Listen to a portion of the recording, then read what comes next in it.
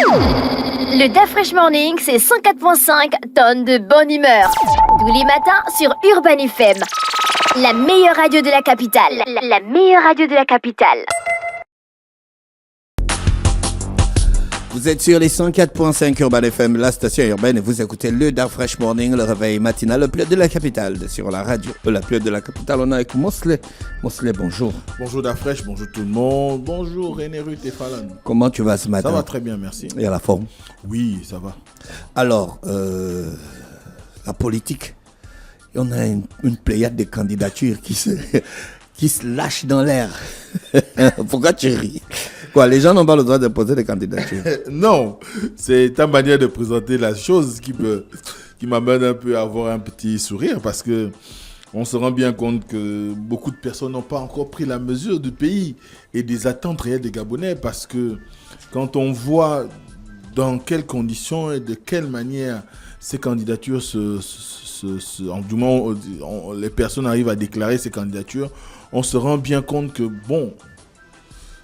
il y a encore du travail. Il y a des blagueurs dans l'air. Il y a du travail pour permettre à ce que les gens comprennent bien qu'aujourd'hui, le peuple gabonais dans sa majorité est certainement dans une phase où on n'a pas besoin d'être dans une recherche du buzz ou dans une quelconque manière de vouloir intéresser, alors que l'objectif aujourd'hui, c'est de trouver les voies et moyens qui permettraient à ce qu'on parvienne à un développement efficient du Gabon sur tous les plans, que ce soit sur le plan politique, économique, social, culturel, environnemental et tout ce qui tourne autour de la capacité à pouvoir offrir un mieux-être aux populations.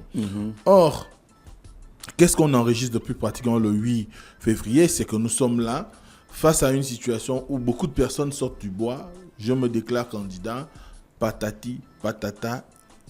Et chacun y va de sa musique, et à un moment donné, on a envie de croire au sérieux même de ces candidatures-là. Quoique, on peut quand même souligner la candidature, par exemple, de madame, ou je sais pas, mademoiselle Nyinga Channing, qui quand même a un format quand même assez policé, qui montre le besoin de pouvoir présenter aux Gabonais ses ambitions dans un profil qui soit quand même des meilleurs. Elle ne sait pas, on note bien derrière qu'elle ne sait pas improviser, et qu'elle a quand même un certain nombre d'éléments qu'elle égrène, et surtout qu'elle présente même ce qui guide son action, c'est-à-dire ce qu'on pourrait appeler le triptyque sur lequel elle va pouvoir baser le travail qui doit l'amener, si elle est élue, à réformer le Gabon ou à apporter le changement dont nous avons tous besoin. Eh bien, elle parle d'équité, d'égalité et de responsabilité. Des choses qui sont aujourd'hui essentielles pour, on va dire, orienter notre pays sur la voie du développement. L'équité en rapport avec la justice, la capacité à pouvoir faire en sorte qu'il y ait un drainage des ressources de l'État et qui soit profitable à toutes les populations, l'égalité pour tous devant la loi. Ensuite, la responsabilité qui doit permettre à ce que chacun d'entre nous, en fonction du poste qu'il occupe, soit en mesure d'offrir le meilleur de lui-même, et en toute responsabilité, au cas où ça marche ou que ça ne marche pas, qu'il assume ce qu'il aura fait. Malheureusement, il y a d'autres candidatures, on se pose la question de savoir qu'est-ce qui se passe, comme dirait un contemporain, qu'est-ce qui se passe en République gabonaise. Et à partir de cet instant, on voit bien que aujourd'hui, nous sommes après bientôt une dizaine de candidatures, mais celle qui aujourd'hui, pour moi, semble plus ou moins sérieuse, c'est celle de cette dame-là. Le reste, c'est du folklore. Quelqu'un... Non, mais comment? Steve Lao, je veux dire que c'est du folklore. Comment? Steve Lao. Il y a un monsieur qui s'appelle Steve Lao. Ouais. On est sérieux. René Ruth. Oh. On n'est pas dans les debugs de chat noir. Mosley, le 14 février, c'est le jour de l'amour. C'est le jour de la fête de la Saint-Valentin. Mais c'est aussi le jour de la discorde du PDG au tribunal. Quels sont les potentiels scénarios qui peuvent ressortir de là-bas? Bon, actuellement, la justice est en session de grève. Ils sont en grève. On sait que les magistrats sont en grève. Je crois que les greffiers aussi sont en grève. Bon, s'il y a eu la programmation de ce procès-là, ça veut dire que le service minimum est quand même efficient. Et qu'en date du 14 février, ce qui est évident, c'est qu'aujourd'hui, ayant dénoncé l'illégalité de l'organisation du 13e congrès ordinaire du Parti démocratique gabonais, la tendance, on va dire, gérée par Ali Akbar Onanga et Med Nkeya Nzige, a porté l'affaire devant les tribunaux une nouvelle fois. On espère simplement que... Pourquoi tu dis une nouvelle fois? Ça, c'était déjà fait. Oui, ils avaient porté plainte. On se rappelle que c'était pas le même tandem, mais à l'époque, c'était Med Nkeya qui a toujours été des grands défenseurs aussi bien de la famille Bongo au niveau du barreau, donc des grands défenseurs de la famille Bongo et du Parti démocratique gabonais. La première fois, lorsqu'il y a eu la sortie avec Ali Bongo, au cours de laquelle Ali Bongo avait démissionné de son poste de président du parti, mais également on avait déclaré dans la foulée l'exclusion de Joséphine Kama Dabani, donc Patience Dabani, et Menkea et Patience Dabani s'étaient constitués parti pour aller auprès des autorités judiciaires et avaient eu gain de cause. Là, on est face à une nouvelle situation qui, elle, met en évidence la violation des textes, selon ce qu'a eu à déclarer le secrétaire général de la tendance, la nouvelle tendance, notamment Ali Akbar Onanga. Il y a eu une violation des textes, notamment en rapport avec les textes qui ont été revus en 2022. À partir de cet instant, on verra ce que la justice décidera. Mais ce qui est sûr aujourd'hui, on est vraiment dans une guerre de tranchées au PDG. On a d'un côté un groupe qui s'est retrouvé, qui s'est choisi un président qui appelle à la descente en batterie bientôt des groupes d'animation. Bon, semble-t-il, il n'est pas peut-être très, très concentré à pouvoir régler cette crise en interne, étant donné que quand on regarde quand même Menkea ou encore Ali Akbar Onanga et plusieurs autres qui sont avec eux, ce ne sont pas quand même des enfants, enfin, ce ne sont pas des novices en la matière, et ce sont des cadres qui ont quand même été des cadres importants, qui sont des cadres importants au sein du PDG, pas qui ont été, qui sont des cadres importants au sein du PDG. S'ils décident de faire bande à part, ça voudrait dire qu'il y a quand même un problème. Et je pense que le travail du nouveau président, peut-être on nous dira qu'il fait ce travail-là on va dire quoi, en aparté, mais ce qui est sûr aujourd'hui, ce dont on a besoin, c'est qu'il rassure ses troupes, qu'il essaye un tout petit peu de parler de façon officielle à pouvoir ramener tout le monde sur une table, discuter et savoir ce qui ne marche pas et pourquoi il y a une telle fronde.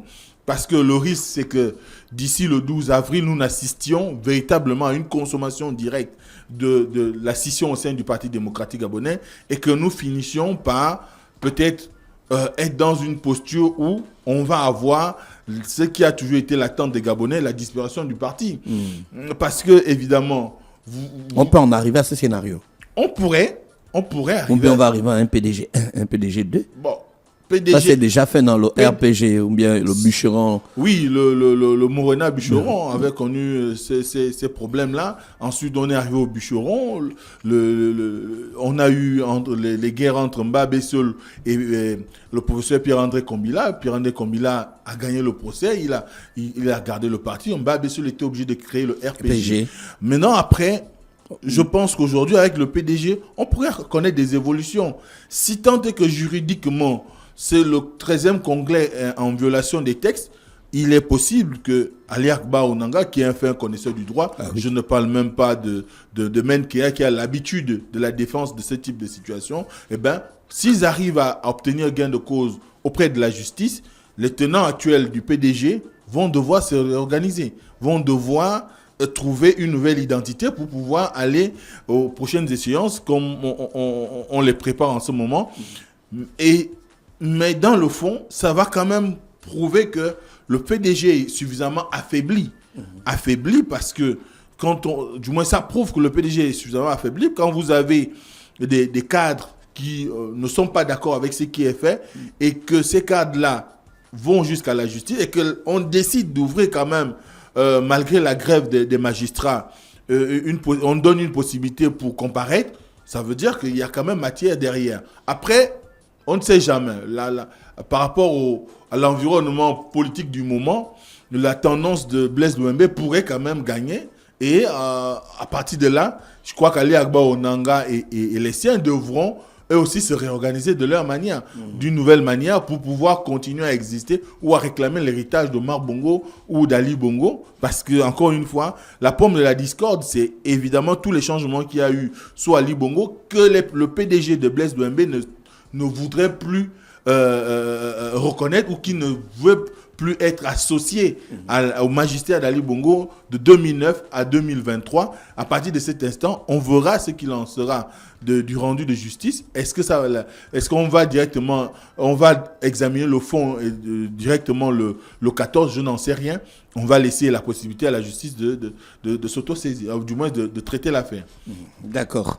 Autre chose en politique? Oui, autre chose, c'est qu'aujourd'hui, nous sommes vraisemblablement dans une situation de mobilisation de tous les états-majors. On voit bien que partout, tout le monde est en campagne, tout le monde essaye d'aller au plus proche des populations pour essayer un tout petit peu de trouver les voies et moyens qui leur permettent de convaincre X ou Y de les approcher. On a par exemple fait Onanga qui a réuni près de 500 jeunes à Port-Gentil pour discuter avec ces derniers de leur possible implication réelle. Mais lui, il soutient la transition. Bon, oui, c'est un soutien de la transition. Est-ce que on le connaît quand même comme étant quelqu'un de suffisamment intelligent et qui sait se mouvoir dans les environnements politique aussi bien du temps d'Ali Bongo qu'aujourd'hui. Vous savez que c'est quelqu'un qui à un moment a soutenu Jean Ping, puis il a fait vote soit il est revenu au PDG, et par la suite il a voulu en démissionner. Je ne sais pas ce qu'il en est aujourd'hui, mais ce qui est sûr, c'est que il reste un personnage central au niveau de Port-Gentil qui a quand même une certaine force de mobilisation et une capacité à pouvoir convaincre les habitants de Mandji de pouvoir suivre sa voix, si je peux dire ça comme ça, sa voix.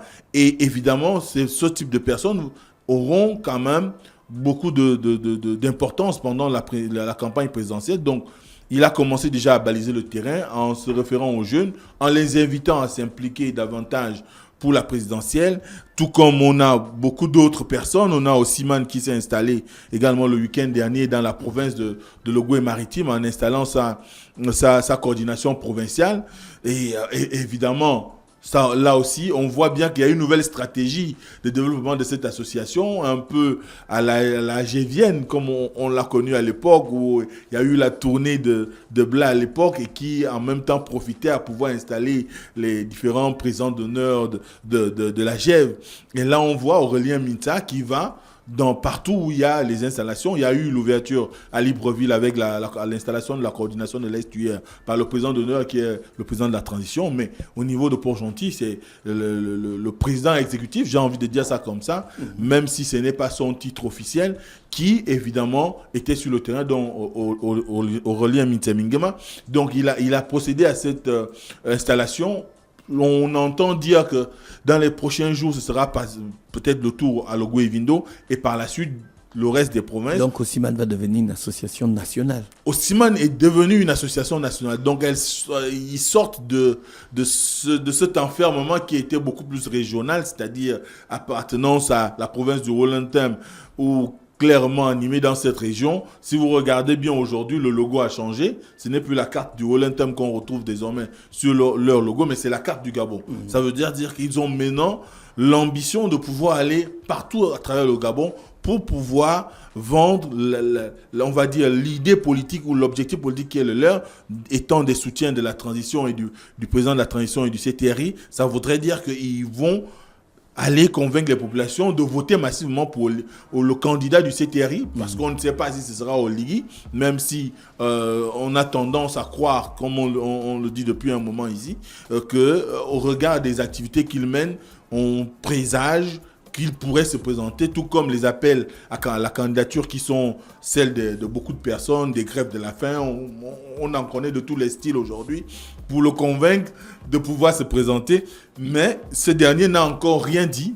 On attend, voir si c'est lui qui est porté candidat du CTRI ou à l'issue de la transition, ou bien encore qui est désigné comme celui qui devra représenter toutes ces forces vives autour de Osiman et autour du CTRI, on verra. Mais n'empêche qu'aujourd'hui, l'ambition d'Osiman, c'est de pouvoir aller à travers tout le pays, convaincre les populations de se réunir autour d'eux et de créer une synergie qui fera qu'au moment de l'élection présidentielle, tous accordent du suffrage au candidat qui sera porté par cette plateforme et que finalement, on puisse arriver peut-être à avoir un regard beaucoup plus, on va dire, 360 sur le paysage politique national. Un regard panoramique. Voilà, panoramique, merci. Et qui va permettre à ce que, le candidat élu arrive à conduire la politique de développement qu'ils soutiennent et à laquelle ils adhèrent. Donc on attend voir les prochaines étapes et peut-être d'ici là on pourra recevoir un des responsables de cette association. Merci Mosley avec nous ce matin sur les 104.5 Urban FM, la station urbaine. Voici l'horoscope des auditeurs. Chers auditeurs, voici pour vous le DAF Fresh Morning, c'est 104.5 tonnes de bonne humeur. Tous les matins sur Urban FM. La meilleure radio de la capitale. La meilleure radio de la capitale.